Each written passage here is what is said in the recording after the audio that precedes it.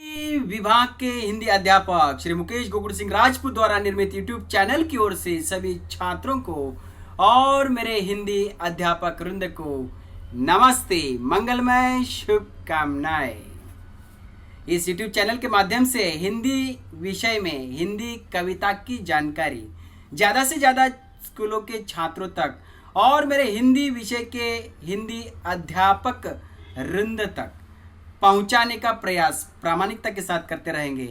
तो दोस्तों, इस हिंदी कविता की गाड़ी की रफ्तार को तेज करने के लिए इस YouTube चैनल को देखने वाले सुनने वाले मेरे सभी छात्रों को और मेरे हिंदी अध्यापक वृंद को, साथ ही साथ मेरे सभी अध्यापक वृंद को जरूर कहना चाहूँगा कि इस YouTube चैनल को जरूर लाइक करें, अपने दोस्तों के साथ शेयर करें, सब्सक्राइब करें और इस YouTube चैनल की लिंक को ज़्यादा से ज़्यादा शेयर करें। और हाँ दोस्तों, मेरा वीडियो आप लोगों को कैसे लगा इस बारे में ज़रूर कमेंट करें।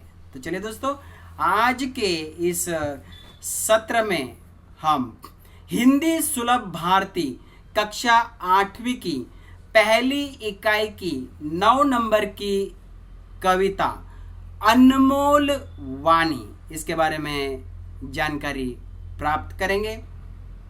दोस्तों, अनमोल वाणी के दोहाकार है संत कबीर दास जी और पद जो लेखन किए हैं अनमोल वाणी के, उनके जो कवि है या संत साहित्यिक है, उनका नाम है भक्त सूरदास जी। तो इस प्रकार से अनमोल वाणी के दोहाकार संत कबीर जी और पद लेखन जो है भक्त सूरदास जी ने लिखे हैं। तो चलिए दोस्तों, अब हम अगले टॉपिक में संत कवियों का संक्षिप्त परिचय प्राप्त करेंगे।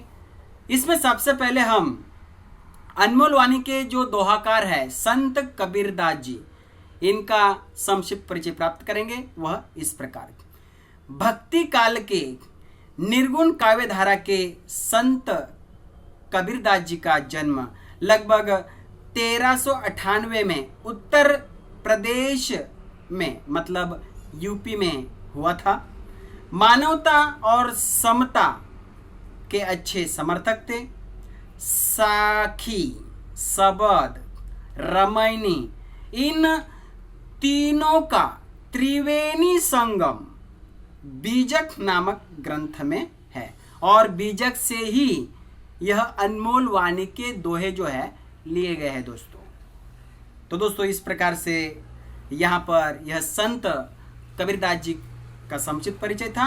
अब हम अनमोल वाणी के जो पद लेखन किए ऐसे भक्त सूरदास जी का संक्षिप्त परिचय प्राप्त करेंगे। वह इस प्रकार: सगुण काव्य धारा के कृष्ण भक्त कवि साहित्यिक भक्त सूरदास जी का जन्म लगभग 1478 में आगरा उत्तर प्रदेश मतलब यूपी में हुआ था। वात्सल्य रस के सम्राट थे।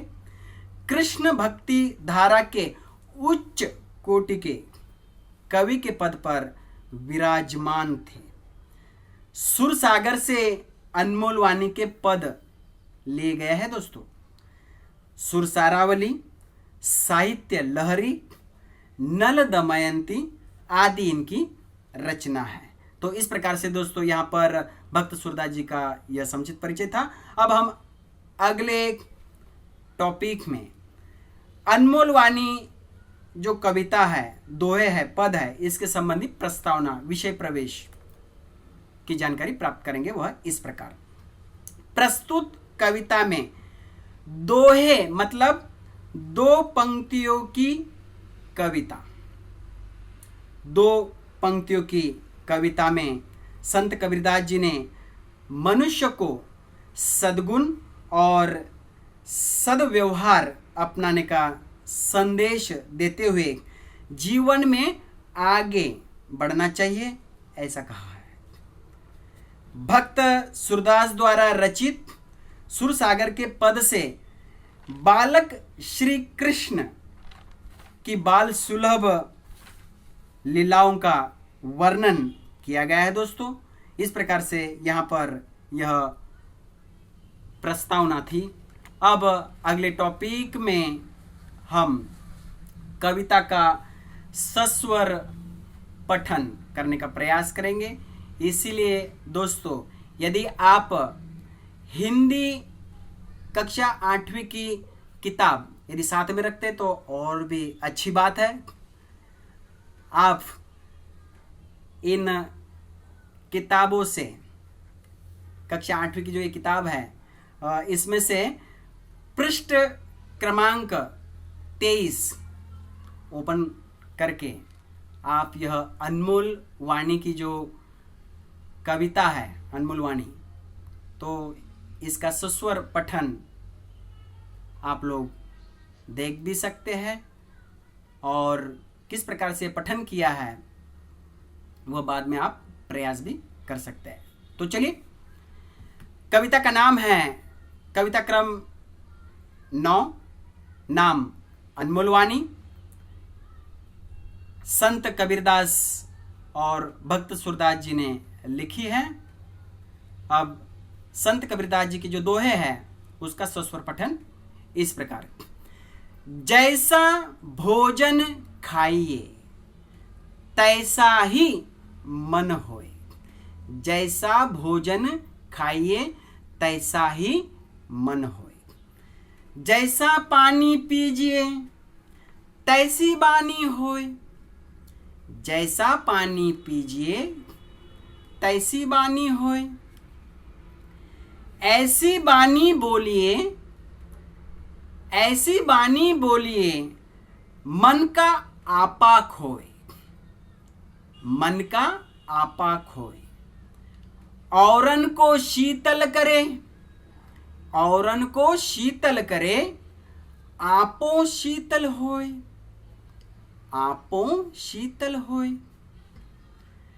बुरा जो देखन, बुरा जो देखन मैं चला, बुरा न मिलिया कोई, बुरा न मिलिया कोई, जो दिल खोजा आपना, जो दिल खोजा आपना, मुझसा बुरा न कोई, मुझसा बुरा न कोई।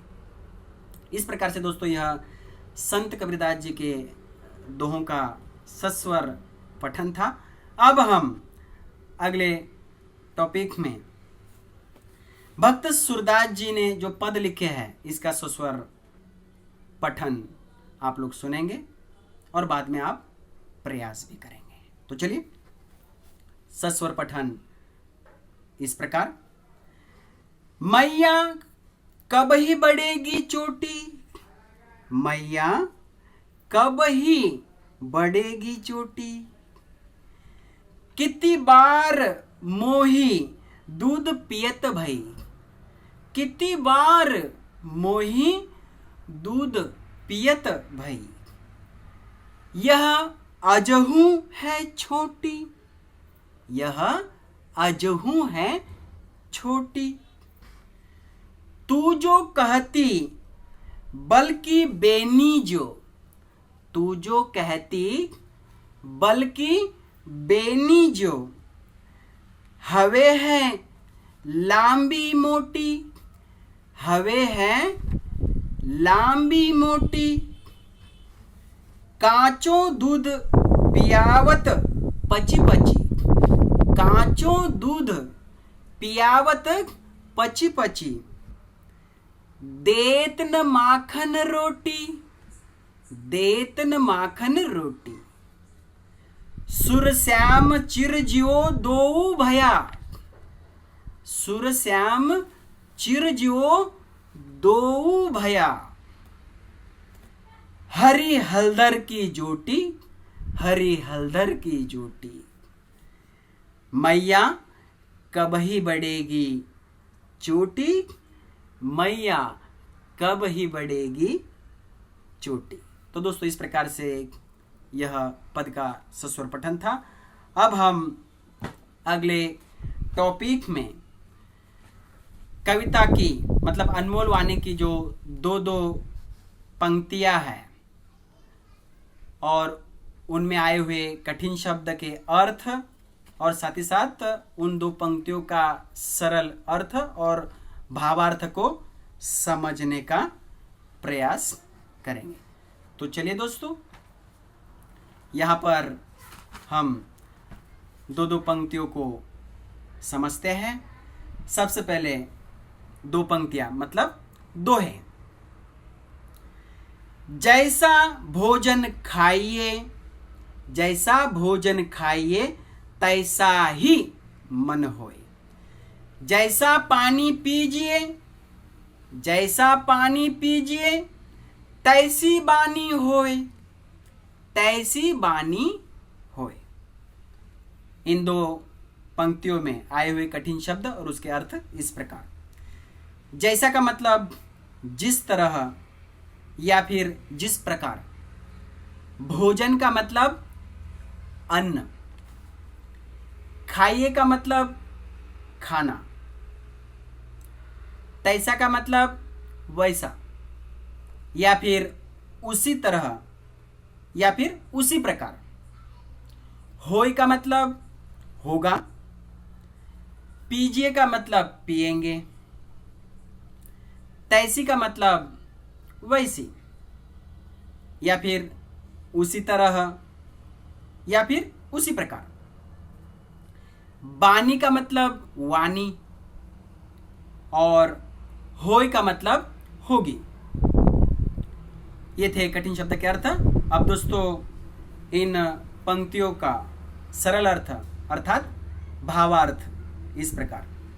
प्रस्तुत दोहों में संत कबीरदास जी कहते हैं कि हम जैसा भोजन खाइए अर्थात जिस तरह का अन्न खाएंगे तैसा ही मन होए, उसी तरह वैसा ही मन होगा दोस्तों।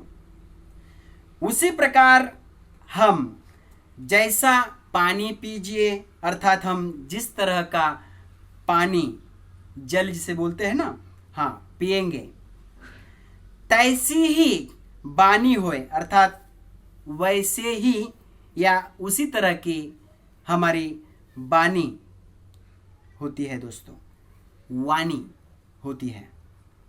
अर्थात कबीरदास जी के अनुसार हम यदि ईमानदारी मेहनत से कमाया हुआ शुद्ध सात्विक भोजन करेंगे तो हमारे विचार पवित्र होंगे और बेईमानी से कमाया हुआ भोजन करते हैं तो हमारे व्यवहार भी अपवित्र ही रहेंगे या हमारे व्यवहार में भी अपवित्रता आएगी। और साथ ही साथ पवित्र शुद्ध जल यदि ग्रहण करते हैं तो उससे हमारा मन और वाणी दोनों पवित्र होती है। अर्थात खान पान का हमारे शरीर पर, पूरे शरीर पर बहुत बड़ा प्रभाव पड़ता है दोस्तों। ऐसे इन दो पंक्तियों में संत कबीरदास जी ने कहा है। तो चलिए दोस्तों, अगले टॉपिक में हम फिर से और दो पंक्तियों को समझने का प्रयास करेंगे। वह इस प्रकार। ऐसी बानी बोलिए मन का आपा खोए। ऐसी बानी बोलिए मन का आपा खोए। औरन को शीतल करे, औरन को शीतल करे, आपो शीतल होए, आपो शीतल होए। कठिन शब्द के अर्थ इस प्रकार। बानी का मतलब वाणी, बोलिए का मतलब बोलना, आपा का मतलब अहंकार। बहुत बार बहुत अहंकार होता ऐसे अहंकार में। खोए का मतलब खोना, औरन मतलब दूसरे, शीतल का मतलब ठंडा, होय का मतलब होना या होंगे, और आपो का मतलब स्वयं या खुद। ये थे कठिन शब्द के अर्थ। अब इन दोहों का सरल अर्थ मतलब भावार्थ इस प्रकार। प्रस्तुत दोहों में उच्च कोटि के संत कबीरदास जी कहते हैं कि हम लोगों को मन और आपा मतलब अहंकार का त्याग करके, मतलब मैं का त्याग करके ऐसी वाणी बोलिए, अर्थात वाणी बोलना चाहिए जिसमें मधुरता, मिठास, जैसे कि पिछली कविता में हमने पढ़ा था ना, मधुमक्खी के छत्ते से जो हम शहद निकालते हैं, जिसे मराठी में मध बोलते हैं ना, वो कैसे मीठा मीठा होता है। वैसे ही हमारी वाणी जो है कैसी चाहिए, मीठी चाहिए, मिठास चाहिए वाणी में।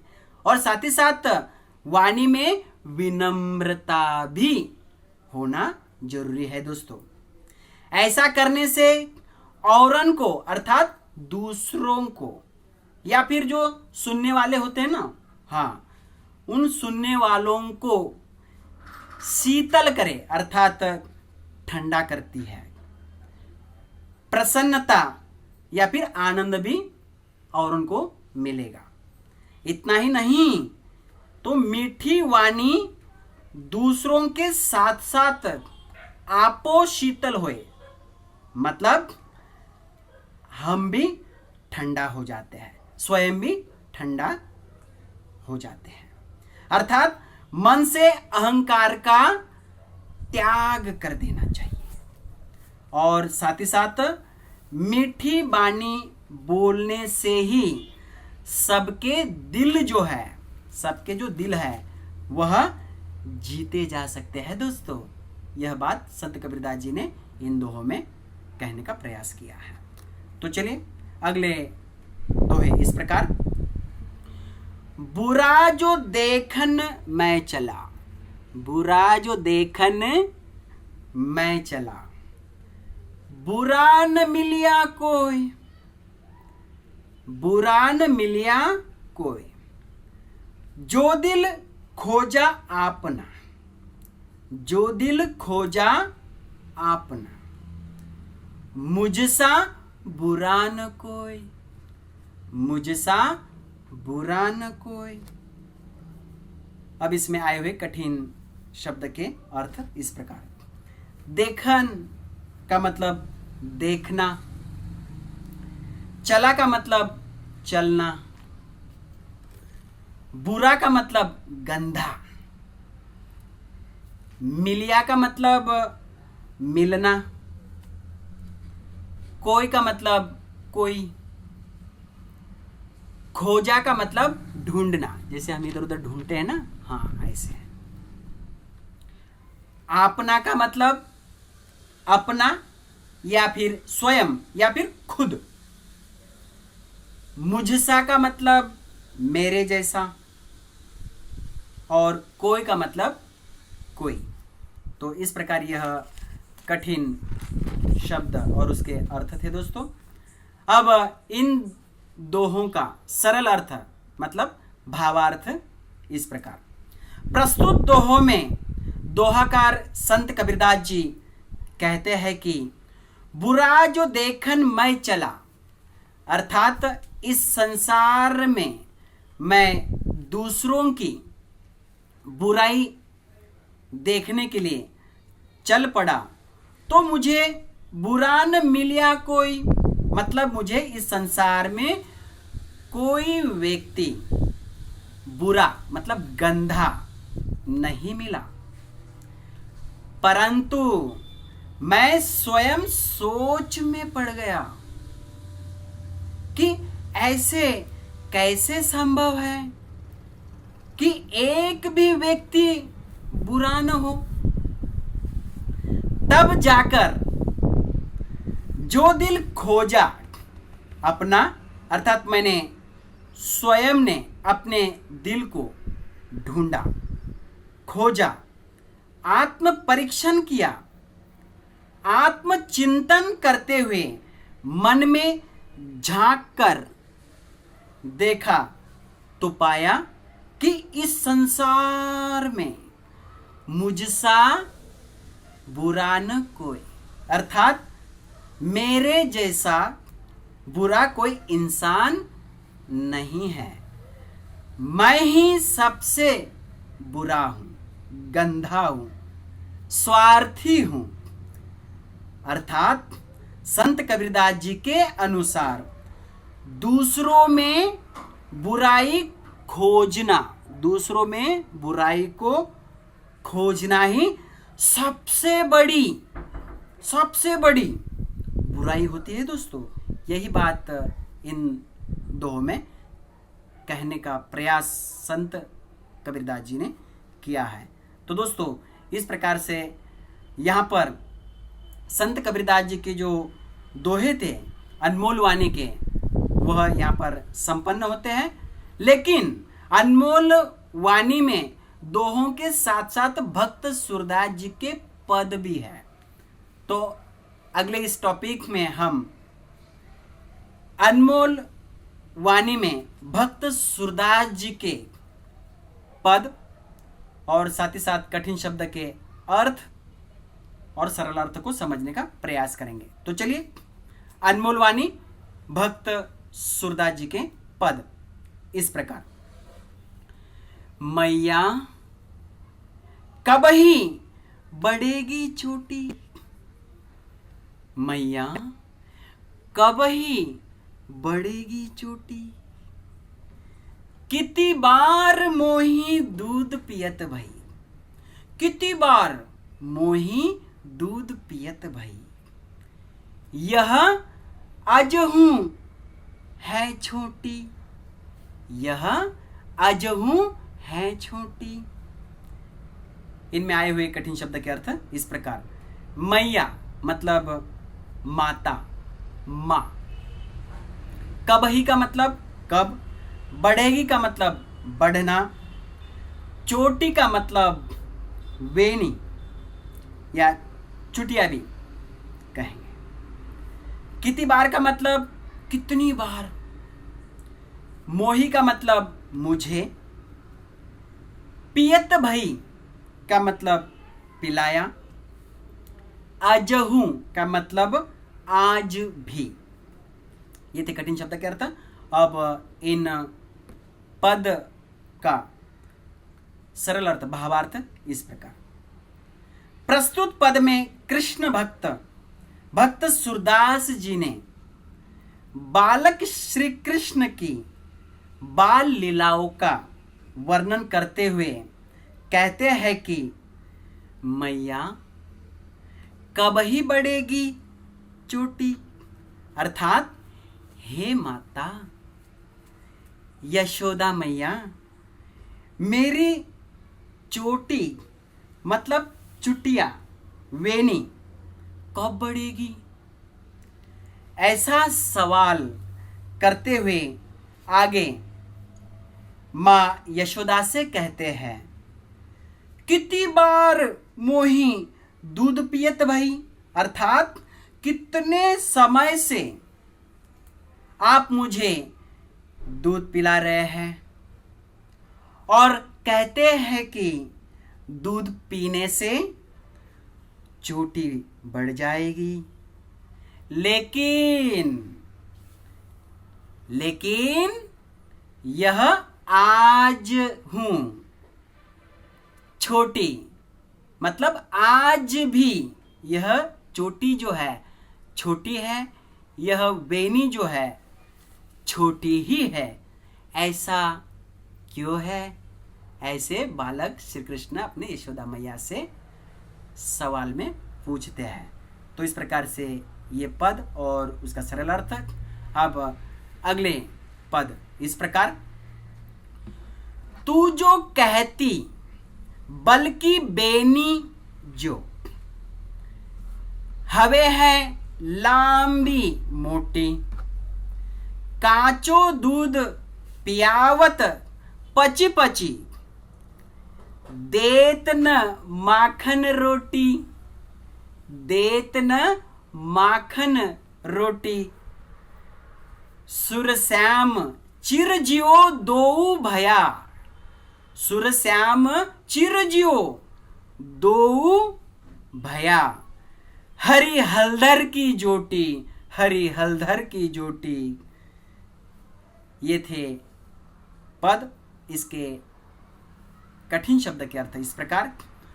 जो मतलब जैसा, कहती मतलब कहना, बल मतलब बलराम कृष्ण के बड़े भाई, बेनी मतलब चोटी या चुटिया या फिर वेनी, जो का मतलब की तरह, साथ ही साथ हवे है का मतलब चाहिए, लांबी का मतलब लंबी, मोटी का मतलब जाड़ी, कांचो मतलब कच्चा, पची पची मतलब बार बार, पिलावत मतलब पिलाती, चिरंजीव मतलब लंबी आयु, दो मतलब दोनों, हरि और कृष्ण मतलब हलधर बलराम,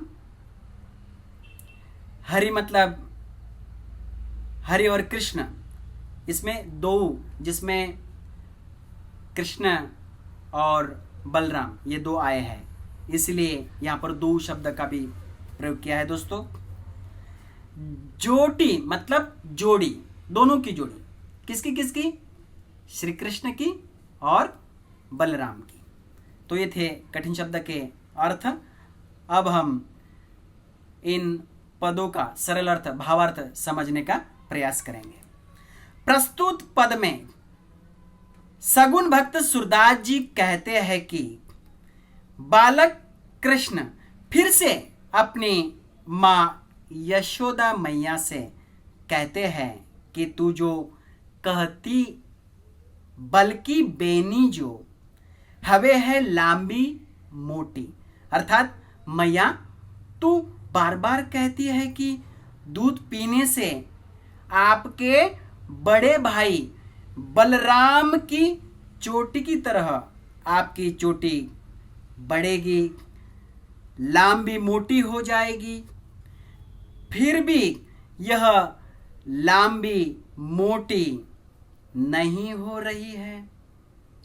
हो सकता है कि आप सिर्फ काचो दूध पियावत पची पची देतन माखन रोटी, अर्थात आप केवल मुझे गाय का कच्चा दूध पिलाती हो। बलराम भैया के जैसे कच्चे दूध के साथ माखन और रोटी आप मुझे नहीं खिलाती हो।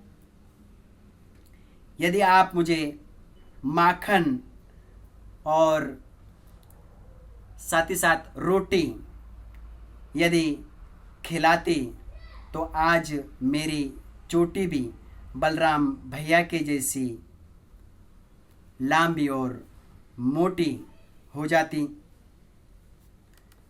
ऐसी शिकायत बालक कृष्ण अपनी यशोदा मैया से करते हैं दोस्तों। यह सारी बात देखकर सुरश्याम चिरजियो दो भैया हरि हलधर की जोटी अर्थात कृष्ण के भक्त सुरश्याम सूरदास जी कहते हैं कि दो मतलब दोनों, दो मतलब दोनों भाइयों की जोड़ी, बलराम और श्री कृष्ण की जोड़ी मतलब हरि हलधर की जोड़ी, चिरंजीव मतलब लंबी आयु मिले, दोनों भाइयों की जोड़ी हमेशा बनी रहे, दोनों भाई खुश रहे, ऐसा भक्त सूरदास जी कहते हैं दोस्तों। तो इस प्रकार भक्त सूरदास जी द्वारा रचित पद जो थे वे भी यहां पर संपन्न होते हैं दोस्तों। इस प्रकार अनमोल वाणी के दोहाकार संत कबीरदास जी और पदकार भक्त सूरदास जी ने अपने त्रिवेणी संगम में, जैसे साखी, सबद और रमैनी के बीजक रूपी संगम और माँ यशोदा, बालक कृष्ण और बलराम के माँ बेटे रूपी प्रेम के त्रिवेणी संगम की गंगा, जमुना और सरस्वती की धारा प्रवाहित करने का प्रयास किया गया है। दोस्तों, छात्रों, मुझे उम्मीद है कि अनमोल वाणी आपके समझ में आई होगी।